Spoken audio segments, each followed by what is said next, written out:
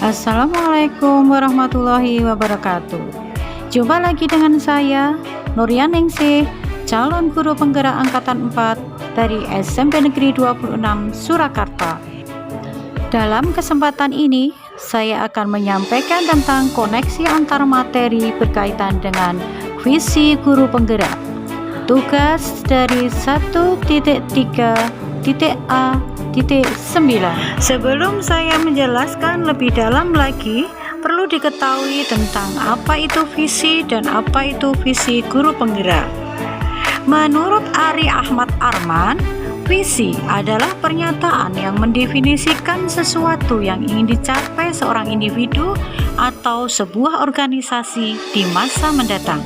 Sedangkan visi guru penggerak adalah suatu cita-cita atau impian yang ingin diwujudkan oleh seorang guru penggerak terkait sosok murid atau sekolah impian di masa mendatang. Mengapa seorang guru penggerak harus mempunyai visi? Karena visi akan memberikan beberapa manfaat. Pertama, visi sebagai sumber motivasi dan aspirasi bagi calon guru penggerak. Yang kedua, visi dapat melihat kondisi saat ini sebagai garis start dan membayangkan garis finish seperti apa yang diinginkan. Yang ketiga, visi sebagai panduan atau rambu-rambu dalam menyusun strategi-strategi yang diperlukan. Lantas, apa kaitan antar modul dari modul 1.3 tentang visi guru penggerak dengan modul-modul sebelumnya, yaitu modul 1.1 tentang refleksi filosofi pendidikan Ki Hajar Dewantoro dan modul 1.2 tentang nilai dan peran guru penggerak? Kaitan visi guru penggerak dengan filosofi Ki Hajar Dewantoro. Yang pertama, visi guru penggerak harus sejalan dengan filosofi pendidikan Ki Hajar Dewantoro. Selanjutnya, visi guru penggerak harus sesuai dengan kodrat alam dan kodrat zaman murid yang sudah diajarkan oleh Bapak Ki Hajar Dewantoro. Adapun kaitan visi guru penggerak dengan nilai dan peran guru penggerak adalah guru penggerak sebagai agen transformasi dan agen perubahan untuk mewujudkan profil pelajar Pancasila yang beriman, bertakwa kepada Tuhan Yang Maha Esa, dan berakhlak mulia, mandiri, berpikir kritis, kreatif, bergotong royong, dan berkebinekaan global. Adapun nilai-nilai guru penggerak adalah 1. Berpihak pada murid, 2. Inovatif, 3. Kolaboratif, 4. Reflektif, 5. Mandiri. Sedangkan peran guru penggerak yaitu menjadi pemimpin pembelajaran, mewujudkan kepemimpinan murid, coach bagi guru lain, mendorong kolaborasi antar guru dan stakeholder, dan menggerakkan komunitas praktisi. Untuk mewujudkan visi guru penggerak harus telah memiliki nilai-nilai guru penggerak dan telah menerapkan perannya sebagai guru penggerak. Selain itu, visi harus bisa terukur, konkret, dapat direncanakan, dan dilaksanakan secara sistematis. Visi saya adalah muridku di masa depan adalah pemimpin-pemimpin kehidupan yang berkarya nyata. Dalam rangka mensukseskan visi guru penggerak, saya menggunakan metode inquiry apresiatif. Apakah inquiry apresiatif itu?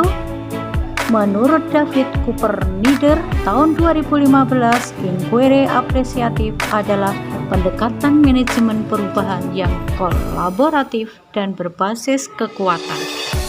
Langkah-langkah dalam penerapan IA atau inquiry apresiatif dengan menggunakan baca.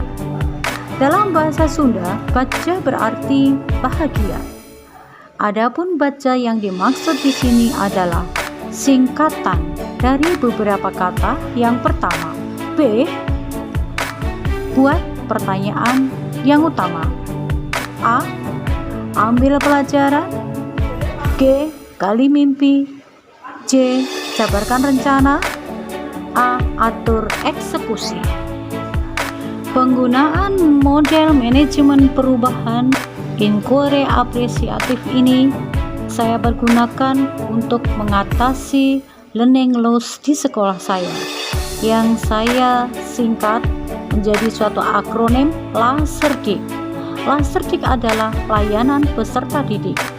Apa yang saya layani? Yang saya layani adalah yang pertama tentang kesulitan belajar peserta didik, di mana di situ saya memberikan pencerahan tentang materi dan soal-soal yang belum dipahami oleh peserta didik.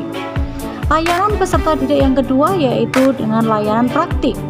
Di sini saya memberikan pendampingan praktik kepada peserta didik sehingga mampu menghasilkan suatu karya dalam penerapan ilmu dan penguatan ilmunya. Langkah pertama yang saya lakukan adalah buat pertanyaan. Pertanyaan pertama yang saya buat adalah mengapa pembelajaran jarak jauh lesu bahkan cenderung macet. Yang kedua, apa saja yang belum dipahami oleh peserta didik? Yang ketiga, bersediakah peserta didik melakukan konsultasi kesulitan pembelajaran IPA dan pendampingan praktik di sekolah? Langkah kedua yang saya lakukan adalah ambil pelajaran. Pelajaran yang saya ambil saya tentukan dari hasil pemetaan kekuatan yang saya rangkum menjadi semangat kolaboratif peserta didik, semangat peserta didik dan orang tua dalam pembelajaran tatap muka, semangat hidup sehat dan selamat oleh seluruh warga sekolah, semangat dan dukungan pihak-pihak terkait dalam pendidikan seperti guru dan karyawan, kepala sekolah, pengawas sekolah, Dinas Pendidikan Kota Surakarta, dan masyarakat sekitar serta pemerintah Kota Surakarta. Langkah ketiga yang saya lakukan adalah gali mimpi. Mimpi saya bedakan menjadi dua, yaitu mimpi jangka pendek dan mimpi jangka panjang.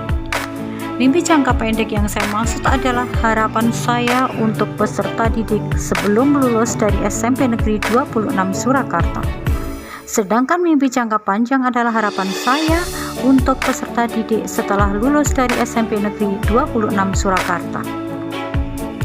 Harapan saya dalam jangka pendek yaitu peserta didik saya mampu memimpin diri sendiri dan rekannya untuk menyelesaikan semua hal yang menjadi kewajibannya. Sedangkan mimpi jangka panjang saya adalah peserta didik saya mampu menjadi pemimpin dan memimpin diri sendiri dan orang lain dalam setiap situasi dan kondisi mereka masing-masing dengan bukti dan karya nyata yang bermanfaat bagi lingkungannya. Langkah selanjutnya adalah jabarkan rencana yang meliputi latar belakang, tujuan, tolak ukur, lini masa tindakan yang akan dilakukan, dukungan yang saya butuhkan, dan bagaimana cara mendapatkan dukungan tersebut. Nah, latar belakang yang menyebabkan saya melakukan kegiatan LASERDIK ini adalah karena adanya learning loss karena ada beberapa penyebabnya, antara lain kendala sinyal, kendala kuota, kendala fitur HP, dan juga faktor kejenuhan di rumah. Tujuan kegiatan ini adalah peserta didik mampu memahami pembelajaran IPA dengan baik, peserta didik mampu melakukan praktik IPA dengan benar, dan peserta didik dapat menikmati pembelajaran IPA dengan sukacita, semangat, kolaboratif, berpikir kritis, komunikatif, inovatif, dan kreatif. Yang menjadi tolak ukur dalam kegiatan ini adalah peserta didik mampu membuat atau menyusun karya nyata yang benar sesuai target yang mereka rencanakan dalam kelompok masing-masing, serta peserta didik menjadi lebih gemar belajar IPA dengan ungkapan kesaksiannya. Lini masa tindakan yang akan dilakukan adalah 1. Menawarkan kepada peserta didik. 2. Meminta peserta didik untuk menginfokan kepada orang tua. 3. Meminta persetujuan dan izin kepala sekolah. 4. Menginfokan kepada seluruh guru dan tata usaha untuk mengawal kegiatan. Selanjutnya, meminta peserta didik binaan sebagai tentor sebaya dan melaksanakan kegiatan. Dukungan yang dibutuhkan adalah alat dan bahan serta pihak-pihak yang dibutuhkan dan berpartisipasi dalam kegiatan ini. Sedangkan cara mendapatkan dukungan yaitu dengan cara saya meminta izin kepada kepala sekolah, lalu menawarkan layanan praktik dan konsultasi kepada peserta didik, dan selanjutnya mengkomunikasikan kepada orang tua, wali kelas, peserta didik binaan, guru lain, dan karyawan sekolah melalui grup sekolah. Langkah terakhir dalam pemanfaatan metode inquiry apresiatif yang saya lakukan adalah atur eksekusi. Dalam atur eksekusi ini saya kelompokkan menjadi 3 tahap. Tahap pertama yaitu tahap awal, dan tahap kedua tahap pelaksanaan, dan tahap ketiga adalah tahap evaluasi.